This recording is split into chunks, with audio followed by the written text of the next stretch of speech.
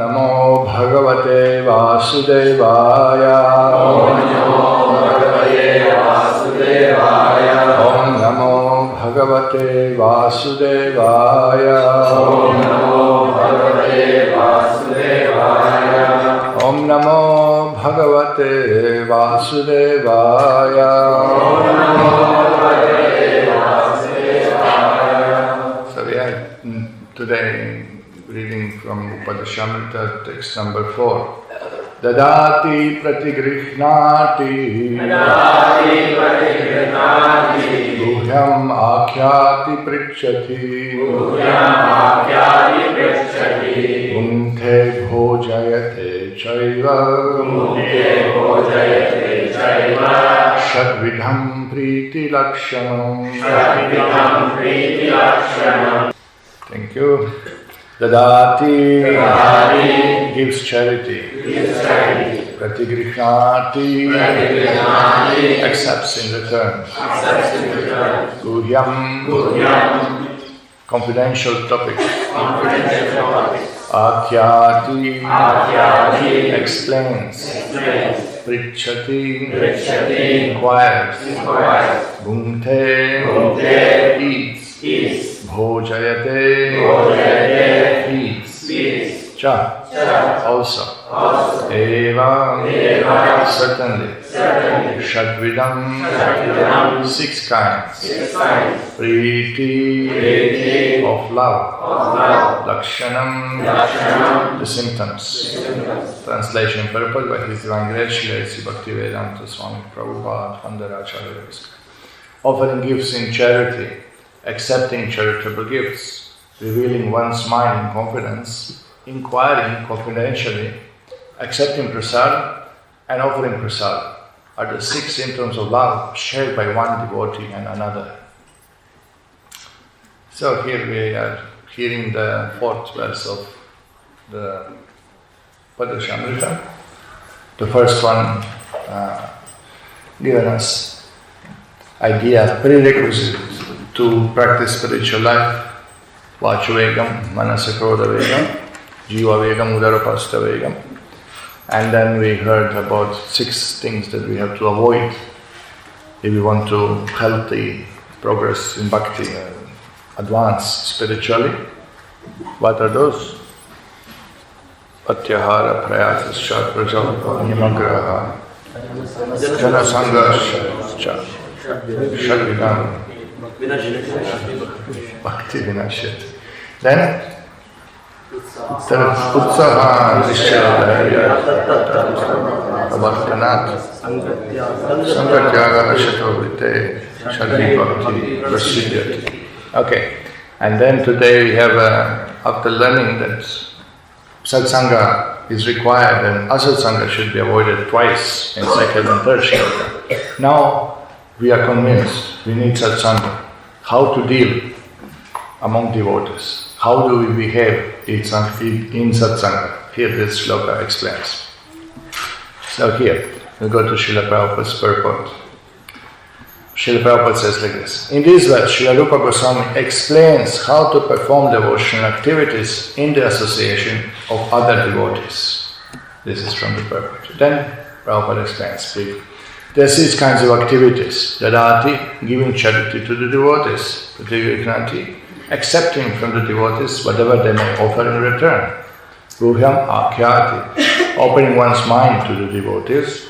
Guhyam pritchati, inquiring from them about the confidential service of the Lord. So please note, Guhyam ākhyāti pritchati, it should be opening one's mind to the devotees. Means that I open my mind to the devotee, could be to senior devotee, could be to equal devotee, for the different purposes. One is opening one's mind to the devotee, please Prabhuji help me, I don't understand this, or how do you get the inspiration to read so much, or how do you learn the shlokas, or or I have difficulties with this and that one, or I'm inspired so much by this and that. Confidentially revealing difficulties and nectars in devotional service, inquiring from them about confidential service of the Lord, Now we understand that this is also discussions on higher level about confidential pastimes of Radha and Krishna and different higher topics in our spiritual life. That's also there. Guhyam Akati Prichati doesn't mean just when you have a problem, you come and Prabhu, this problem, that problem. It's not only that, it's much more than that. It's inquiring about how to advance spiritually. How do we help each other, share realizations and of course difficulties, of course, that we get the shelter, we get guidance, we can reveal one's mind. Alright, so here you can see, opening one's mind to devotee, inquiring from them about confidential service of the Lord, mukte, honoring prasad, or spiritual food given by the devotees, and bhojayate, feeding the devotees with prasad. Guhyam Akyati Prichati, Prabhupada says, an experienced devotee explains, and an inexperienced devotee learns from him. That also, Guhyam Akyati Prichati. It's very important that when we come to spiritual life, we understand the spiritual hierarchy. We understand that we have to hear from the Guru and Guru's representatives. We are not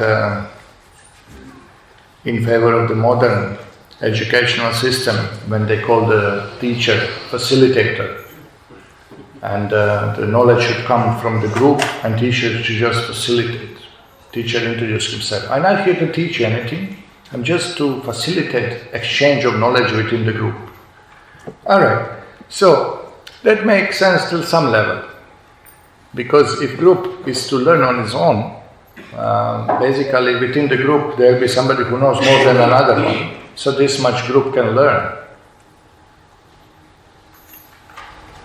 So, for example, I don't know, say, let's discuss English language.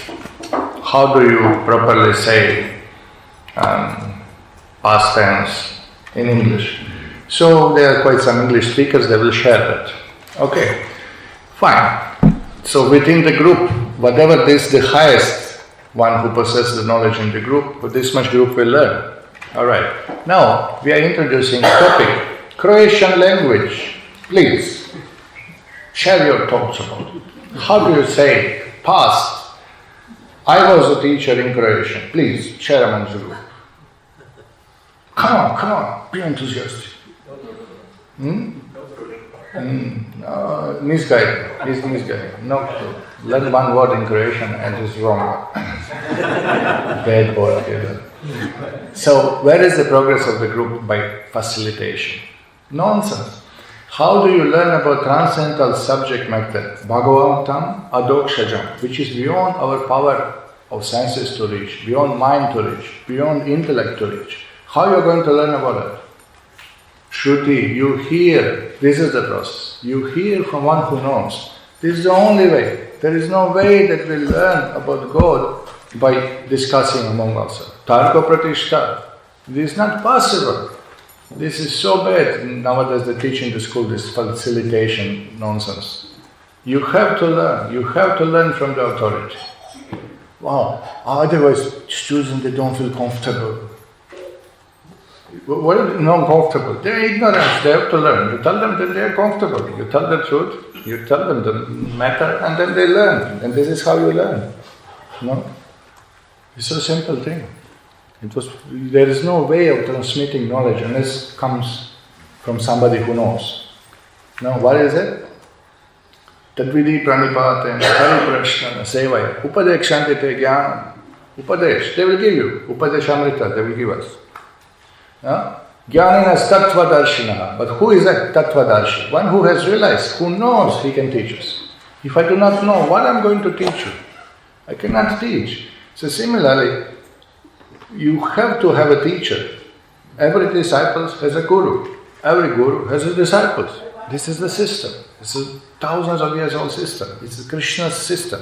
When Arjuna asks, how do I learn all these things about the conduct of behavior and how to act, what not to act, about karma, akarma, vikarma, Krishna says, approach the guru.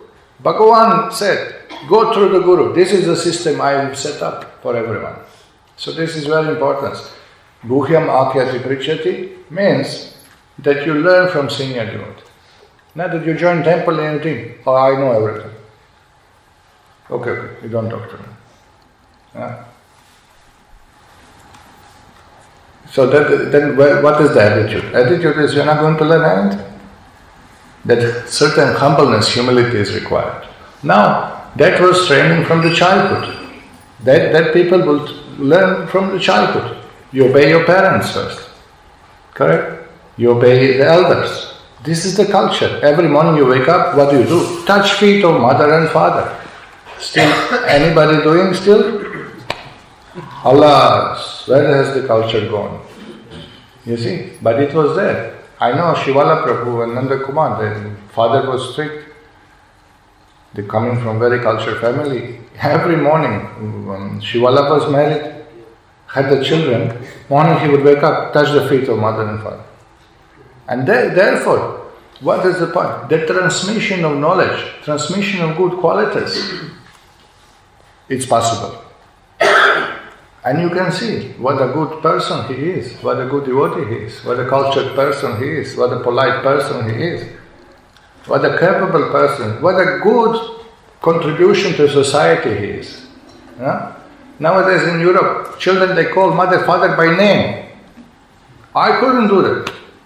I couldn't call my father by name. That would be last name I would spell. He was very strict, there was no way, Nowadays by name he is calling. They're calling mother and father by name. They don't call mother, father. How is it possible? Where is the respect? There is no respect. No? And also, respect was there because they were respectful persons. They had some qualities to be respected. What do? You're born in the West and your mother is smoking. Then how are you going to respect her? Or she is not, so strict in following four principles. And we have a mess. We have children with traumas, we have so much disturbance in society because of that. Mother-father bad relationship, quarreling, beating, so many bad things. So if people have a culture, if people have qualities, they'll be automatically respected. And then this natural process of healing from authorities, accepting authority, it works well.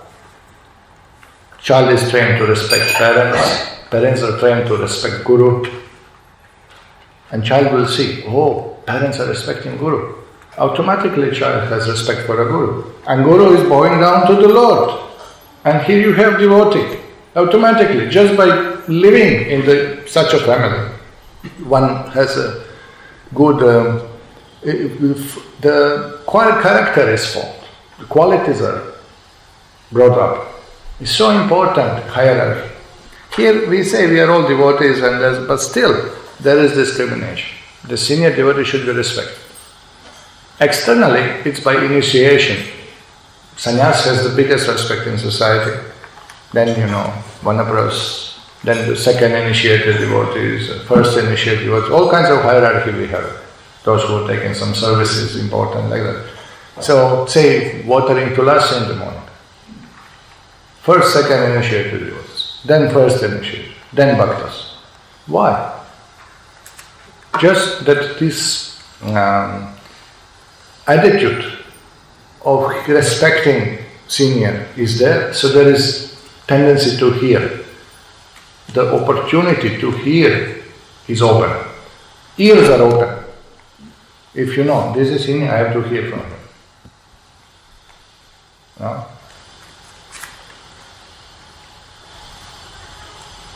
So this is very important. Not that you come and meet Guru and first thing you advise to Guru. Maharaj, maybe you should do like this, maybe you should engage me like this. I think better for me like this. You told me to do this, I think better for me like this. Yeah, you know how to deliver yourself. Your legs are tight, hands are tight, and you are advising Guru. Actually, Maharaj, you can untie me like this, you can untie me. You shut up, then I can untie you. More you talk, more difficult to untie you. More you talk, more you are tying up yourself. No?